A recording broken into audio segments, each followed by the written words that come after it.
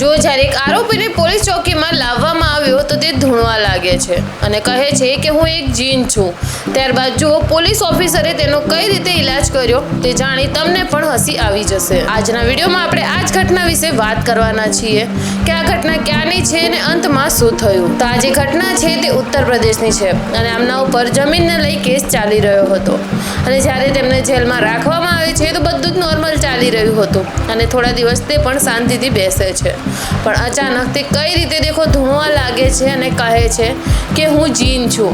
ત્યારબાદ ત્યાં બધા જ લોકો ભેગા થઈ જાય છે, મોટા મોટા પોલીસ ઓફિસર, કોન્સ્ટેબલ બધા જ ત્યાં જમા થઈ જાય છે। ત્યારબાદ ત્યાં ઉભેલા અમુક લોકો કહેવા લાગે છે કે લાગે હવે અહીંયા ભુવાજીને લાવવા જ પડશે અને આ વાતને લઈ ત્યાં વાદ વિવાદ વધી જાય છે।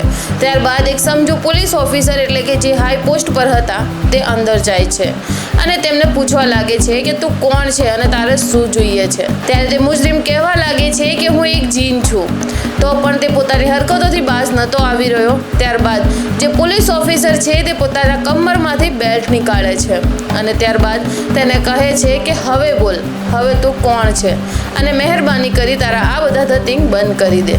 જ્યારે તે પટ્ટો જોવે છે તો તેની બધી જ અક્કલ ઠેકાણે આવી જાય છે અને તેનો જીન પણ ત્યાંથી ભાગી જાય છે। ત્યારબાદ તે પોતાની હરકતો છોડી દે છે એટલે કે ધૂણવાનું ત્યારે જ બંધ કરી દે છે અને આ જોઈ અને ત્યાં ઉભેલા બધા જ લોકો હસવા લાગે છે।